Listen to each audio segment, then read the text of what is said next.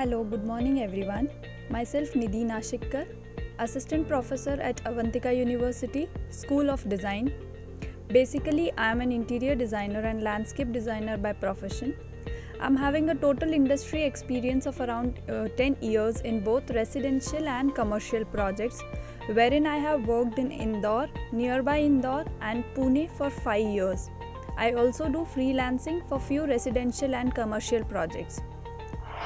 Today my topic is Indian architecture. Western scholars regard Hinduism as a fusion or synthesis of various Indian cultures and traditions. Among its roots are the historic Vedic religion of Iron Age India itself, already the product of a composite of the Indo-Aryan and Harappan cultures and civilizations, but also the Shramana or Renouncer traditions of Northeast India and Mesolithic and Neolithic cultures of India, such as the religions of the Indus Valley civilization, Dravidian traditions, and the local traditions and tribal religions. A Hindu temple design follows a geometrical design called Vastu Purush Mandal. The name is a composite Sanskrit word with three of the most important components of the plan. Mandala means circle. Purush is universal essence at the core of Hindu tradition, while Vastu means the dwelling structure. The design lays out a Hindu temple in a symmetrical, self-repeating structure derived from central beliefs, myths, cardinality, and mathematical principles. The Hindu planning follows a definite set of rules for the construction of temples. The temples are constructed on a square grid plan or rectangular plan and layout. This has religious importance derived from the Vastu Vidya, in which the central figure is Vastu Purush. The main architectural features of the Hindu temple are Gopuram. It is a gate on the eastern side of the temple. As the Hindus give importance to the east, as sun rises from the east so that its rays touches the face of the holy shrine. It is very much decorated, and it may be 2 to 6 in numbers depending upon the size of the temple. Ardhamandapam. It is a connecting link between Gopuram and Mandapam, a prayer hall. Mandapam. It is a pillared prayer hall. Its pillars are decorated with symbols of Hindu religion like lotus, kalash, leaves of mango, swastik, etc. Here devotees meet together and pray to god or goddesses. In Mandapam hall, a small rectangular niche is made to put the symbol of god or goddesses of which that temple belongs to. The flooring of Mandapam hall is generally of white marble. Fourth is Garbhagriha. It is also so called because statue of god and goddesses stay here. It is the most important part of Hindu temple. Here there is no ventilation. It is the darkest portion of the temple. Pradakshina Path, also known as ambulatory. It is a path around the Garbhagriha. It has 100% sunlight. Its flooring is done by marble, granite, or any other stone. Landscape. It is in landscape of any temple, there are trees of bell fruit, mango, banana, etc. and flowers like champa, chameli, china rose, etc. Water is also treated for landscape feature. Sixth, Shikhar. It is the most important part of the temple. Its height shows the Garbhagriha, that is the highest part of the temple. Its height decreases with Mandapam and to Ardhamandapam. The difference in height is given to show the importance of Garbhagriha. Its top logo or symbol is the constructed sign of god or goddess to which the temple belongs. Shikhar is decorated with mass and volume, playing the role of shade and shadow. Components. Different types of Indian architecture. Hindu temple architecture includes North Indian architecture, South Indian architecture, Jain architecture, Buddhist, and Indo-Islamic architecture. Let's see North Indian architecture. The development of North Indian temple is not on the basis of kingdoms at that time. but its geographical distribution is described according to the region in which it is flourished. Pillars have no importance in many temples, but in some temples, pillars find a place. In few large halls, however, some such supports becomes structural necessity to sustain heavy weights of pyramidal roof. Accordingly, a group of 4 solid pillars, one at each corner, a 4 square system of roof beams was introduced. The temple is also known as dwell. The Nagara architecture or North Indian architecture mainly consists of Shikhar, Gopuram, Viman, Garbhagriha, Mandap, Toran, Nish, Pediment and Stamp. The main features are Pista. The temple rests on high platform which is known as Pista. Jagmohan, Mandap is also known as Jagmohan, that is a prayer hall. In North Indian style, it is also called as Pista Dwell. Rekha Dwell, the main temple is called as Rekha Dwell because of its emphasis on vertical lines. The deity is placed in Garbhagriha of Rekha Dwell. The features of North Indian temple: the Garbhagriha is always located directly under the tallest tower. The entrance doorway of the sanctum is usually richly decorated with figures of river goddesses and bands of floral, figural and geometrical ornamentation. The whole may be raised on a terrace with attendant shrines at the corners. The exterior walls are usually decorated with sculptures of mythological and semi-divine figures, with the main images of the deities placed in niches carved on the main projections. Not all North Indian temples follow this architectural plan. Either few components are missing or completely different. Let's look at some of the temples of North India which are located. The major examples are Ocean Temple, Sun Temple, Lingaraj Temple, Mukteshwar Temple, Surya Temple. Mukteshwar Temple, it is of late 10th century. This is the most exquisitely ornamented temple of the Bhubaneswar series.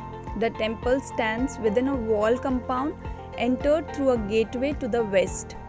There are smaller towered shrines all around. To the east is a rectangular tank. The gateway is remarkable for the heavy curved architecture created by corbelled slabs. The temple itself consists of a towered sanctuary and a square mandapam with a pyramidal way.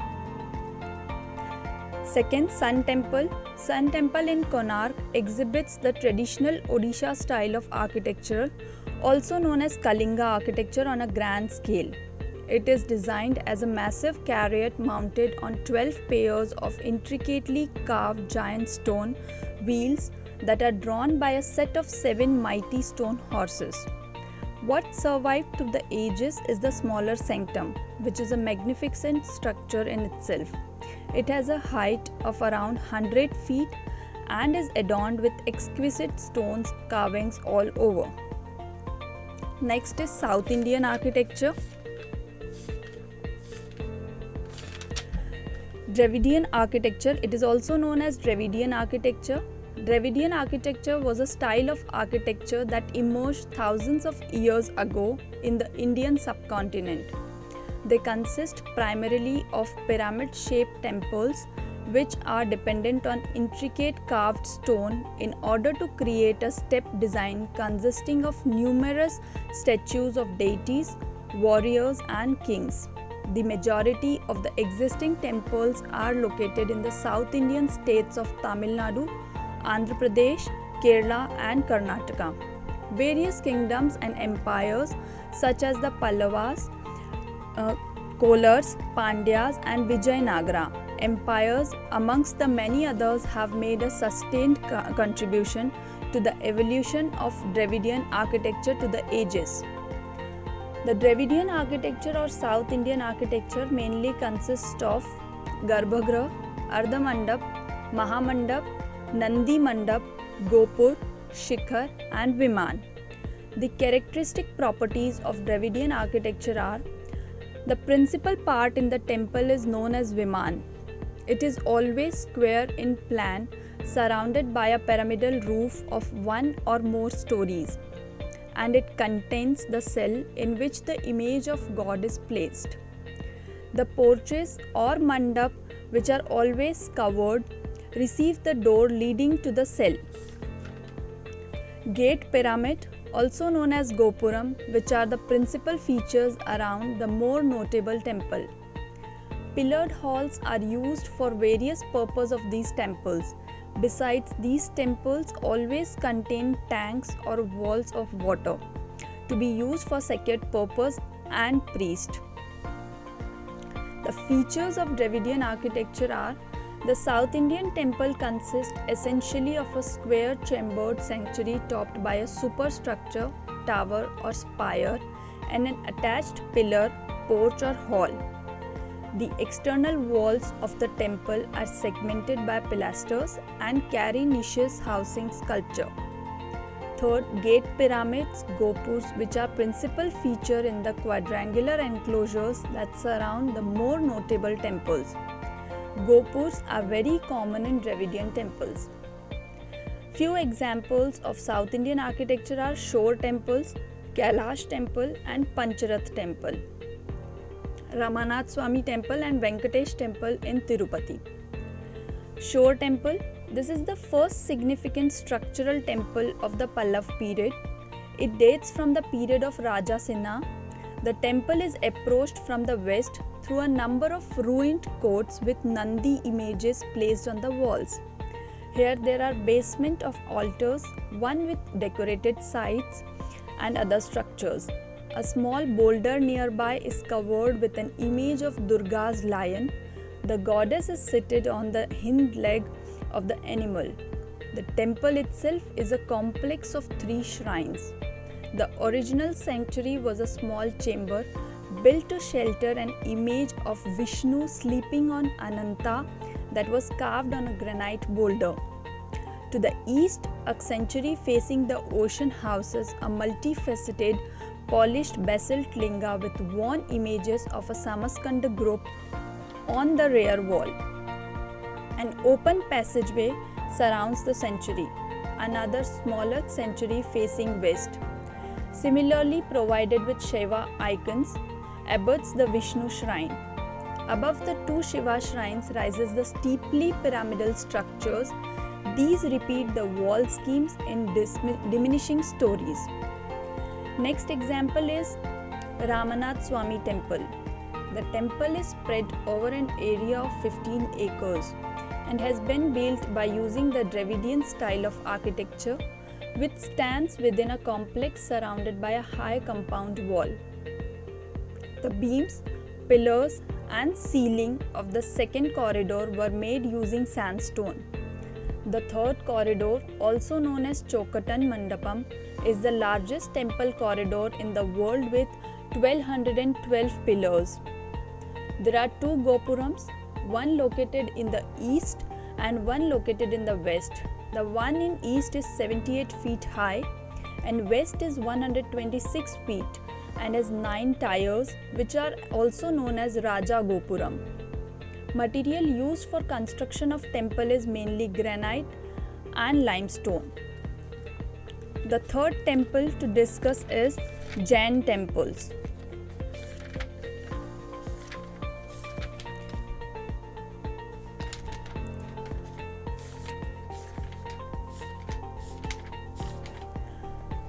In Jain style of architecture, brickworks are hardly used, and the system of carving out temples from work pieces was adopted.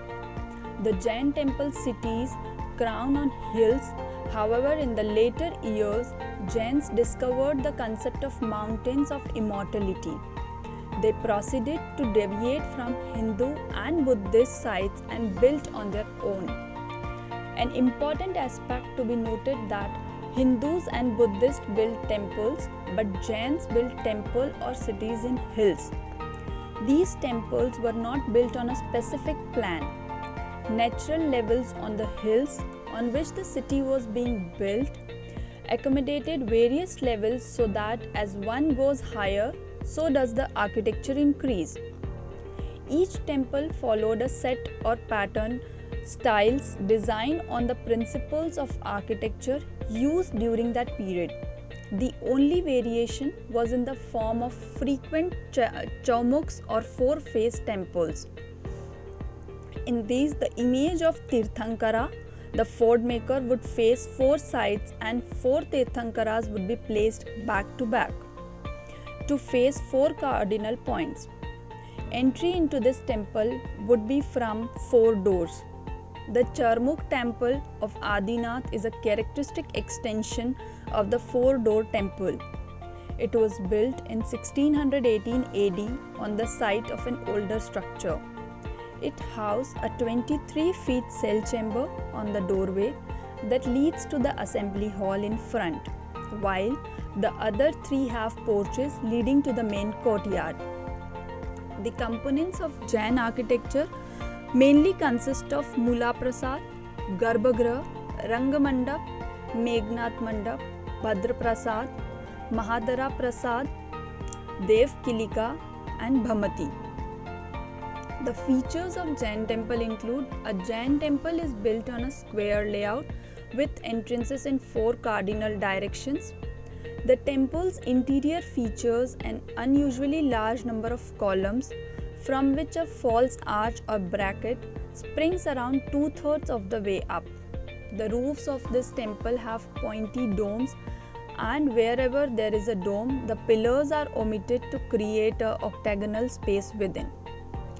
Examples of Jain temple are Dilwara Jain temple of Mount Abu, Neminath temple, Adinath temple and Parshvanath temple. Dilwara Adinath temple, 1032 and later, this temple is one of early examples of the Jain style in Western India. The original structure consists of a sanctuary, an enclosed mandap with two porches, and an adjoining open mandap. An outer mandap with a central octagonal space was added to the 12th century. The temple is set with a rectangular court lined with a row of small shrines and a double colonnade, both later extensions. Columns are covered with figures in niches, phrases of stylized ornament and scroll work. The other example is Neminath temple, 1230 and later.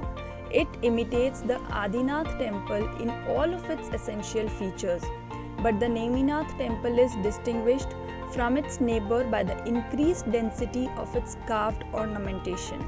This is visible on the columns and the angle lintels that emerge from open-mouthed makaras. Doorways are framed by complex compositions of pilasters and pediments. The ceiling designs in the mandaps and columnades attain unprecedented richness that over the central bay of the open mandap is the masterpiece of the series. Ranakpur Jain temple. The temple is constructed in the shape of a heavenly aircraft and has 29 halls and 80 domes with 1444 pillars of intricately carved figures of goddesses. The striking temple has 4 entrances on 4 sides, which lead to the central chamber and sanctum having a statue of Lord Adinath. With a basement of 48,000 square feet, the temple complex of the Ranakpur temple includes a total of 4 shrines with pillared halls and domes that are supported with 1444 intricately carved columns. No 2 columns in the temple have a similar design. The ceilings are finely carved with fine scroll work and geometric patterns. The brackets connecting the top of the domes to the floor are filled with figures of details, while the dome is in concentric bands. Next is the Indo-Islamic architecture. Indian architecture took a new shape with the arrival of Islamic rule in India. Towards the end of the 12th century AD, new elements were introduced in the Indian architecture that included use of shapes, inscriptional art using decorative lettering or calligraphy, inlay decoration and use of colored marbles, painted plaster, and brilliant glazed tiles. The Islamic architecture was accurate, that is, an arch or dome was adopted in a method of breezing a space.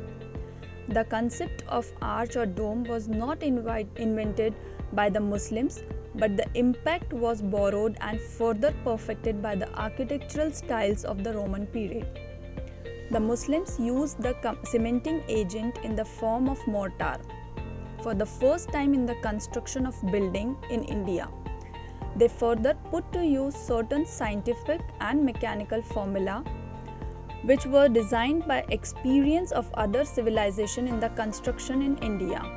Such use of scientific principles helped not only in obtaining greater strength and stability of the construction material but also provided greater stability to the architects and the builders.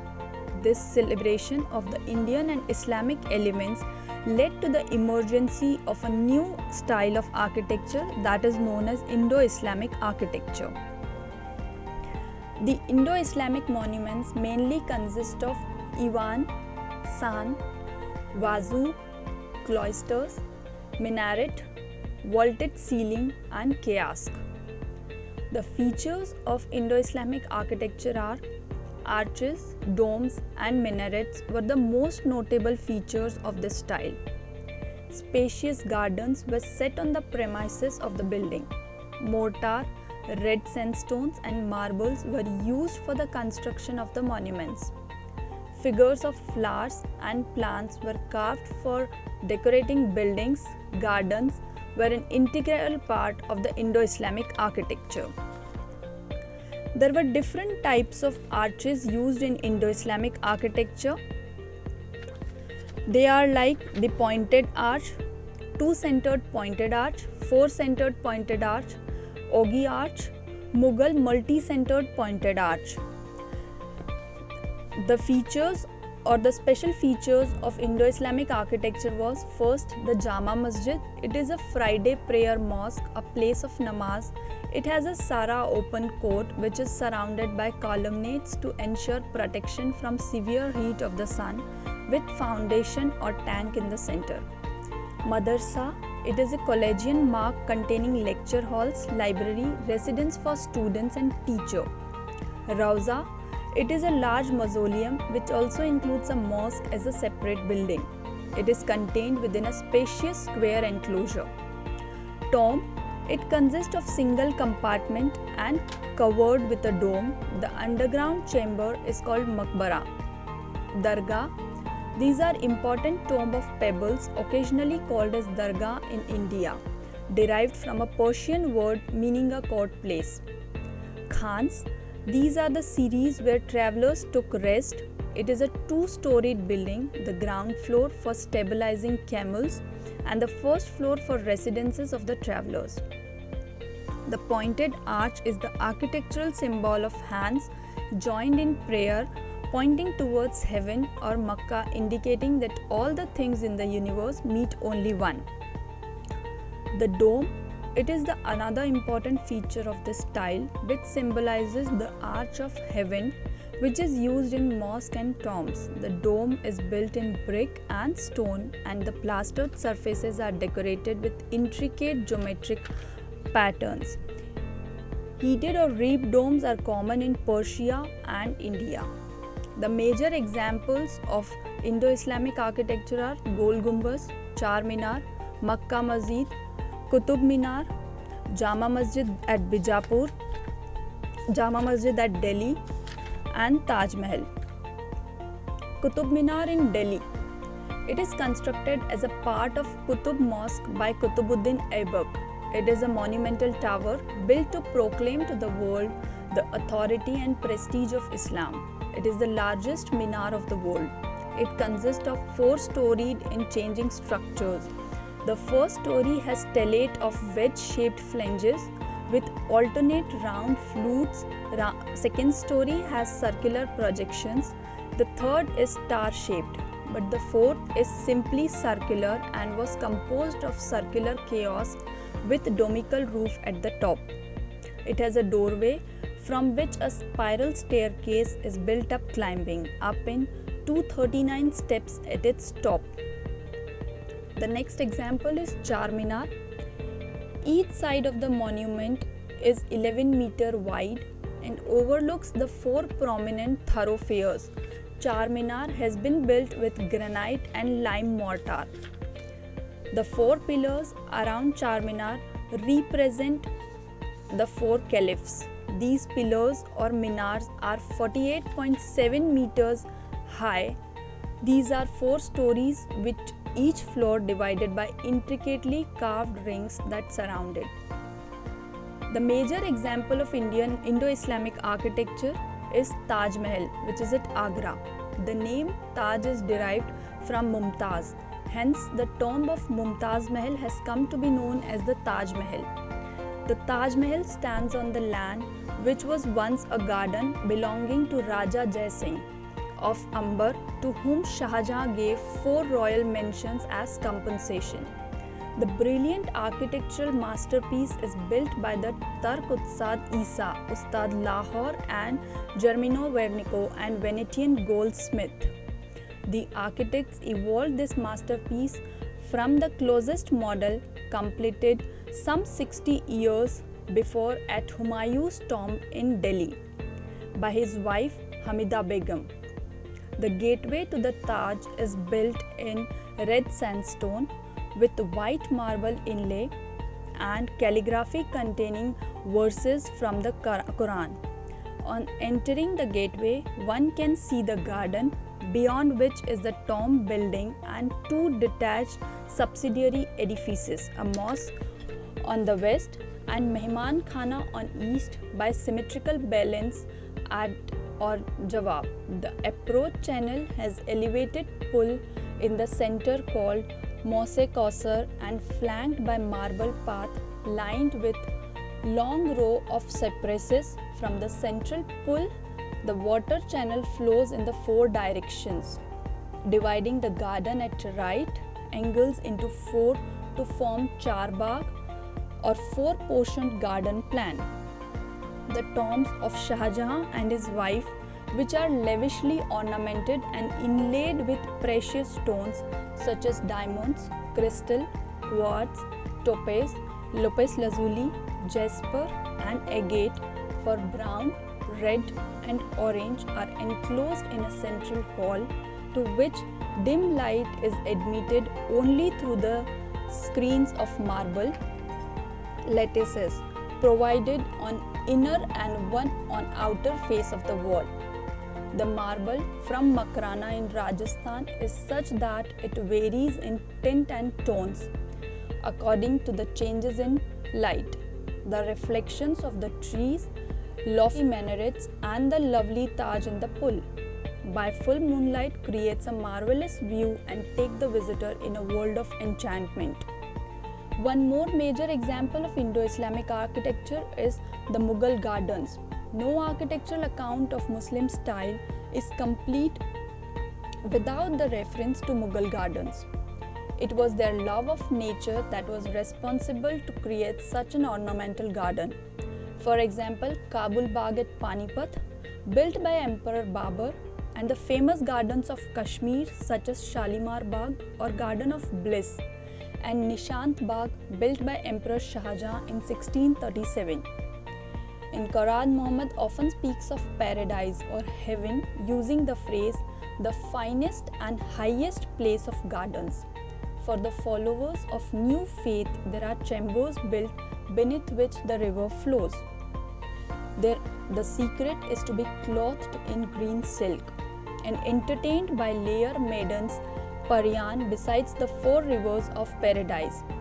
Hence, it is often seen in all the Mughal palaces the lavish provision of gardens blossomed with chenar trees, daisies, chrysanthemums, pinks and aromatic plants among the paved pathways, watercourses and fountains. A central pillared pavilion, logical chaos and arbors were erected to provide the setting upon the earth for the enjoyment of pleasures of paradise. No wonder, therefore, that the Emperor Shah Jahan, who enjoyed such living, said, "If there is heaven on earth, it is here It is here, it is here. Next is Buddhist architecture. Buddhist architecture is developed in South Asia in the 3rd century BC. These type of structures are associated with the religious architecture of early Buddhism, which are stupas, caves and monasteries. The Buddhist architecture mainly consists of Chatravali, Yashti, Vedika, Anda, Medahi, Sopana, Toran, Suchi, Stamp and Ushnisha. The features of Buddhist architecture: the central structure consists of a hemispherical dome on a base with a relic chamber deep within. A stump consists of a circular column or shaft slightly tapering towards the summit, monolithic. The major features of early Buddhism are stup. Stupas hold the most important place in Buddhist architecture. Stup is a dome-shaped monument used to use Buddhist relics of Buddhism. Through the stups are most prominent sculptures throughout the world. In India, the most important and well-preserved sites is at Sanchi, which one can find the full range of Buddhist architecture from the 3rd century BC to 12th century. Caves, also known as Chaityagrahas and temples. In accordance with changes in religious practice, stups were gradually incorporated into Chaityagrahas. Examples are the cave complexes of Ajanta Ellora in Maharashtra, the Mahabodhi temple at Bodh Gaya in Bihar. The caves are the oldest form of Buddhist architecture, which were hewn from the mountains and rocks of the valleys. The Buddhist caves traces back their beginning around 100 BC. The Indian Buddhist monks carried this art of caves having to China, where the earliest cave temples were built in 4th century, which were further decorated with relief carvings, paintings and stone images of Buddha on or Bodhisattva. Third are the monasteries and vihars.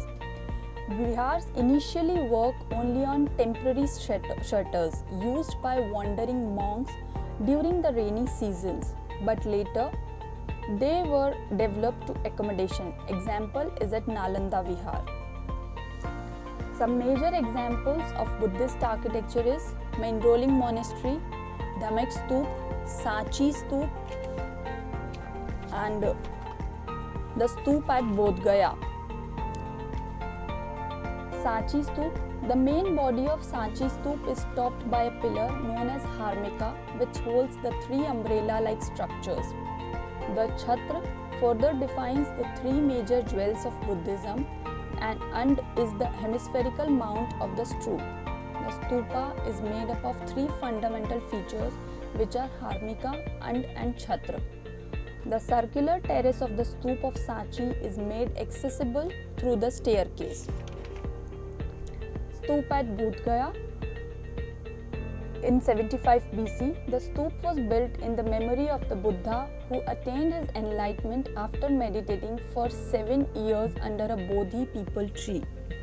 As compared to Sanchi Stup, it is less massive in general size. The railings are about 2 meters high and are profusely carved with jatka tail. The Mahabodhi temple, containing the Bodhi tree in its courtyard, is the sacred place for the pilgrims. There is passage over which a pillared portico is constructed, which is believed to be consecrated by Buddha as he walked. The Chaitya at Curly. The entrance of the Chaitya is very grand and consists of 3 doorways set underneath a gallery. The Chaitya hall is 38.5 meters long and 13 meters wide, with a vaulted roof rising to a height of 13.7 meters. The roof is supplemented by a series of wooden ribs which are closely spaced. The hall is divided by 2 rows of columns, forming a broad nave in the center. Each column is 1.22 meters in diameter and 7.32 meters high, with bell-shaped capital which supports a pair of kneeling elephants carrying male and female riders and those of horses and tigers in the rear. The shaft is octagonal in shape and has a vase shaped base. At end is a stoop carved in natural rock with railing and inverted stepped pyramid or tree at the top. A beautiful lead surmounting with 4 adorned lions at the entrance of the Chaitya. The caves at Ellora. Ellora, a village named after the king Ella who ruled over it. These are situated at about 34 km from Aurangabad at the foot of an offshoot of the Sahyadri range. They are all adorned with images of Buddha seated on a throne and flanked by 2 attendants, Padmapini and Vajrapani. These are totally 12 Buddhist caves here. There is only one Chaitya and the remainings are vihars. In construction, these are similar to that at Ajanta. Vishwakarma cave is a vaulted hall with an apsidal end divided by 2 rows of columnates forming a broad nave in center. A stoop caved in natural rock has a cylindrical base supporting a huge dome with the statue of Buddha seated in front, with his feet down, surrounded by several flying figures. Columns rectangular with shallow flutes and wide capitals at the top. They carry heavy and deep entablature which is elaborately sculptured.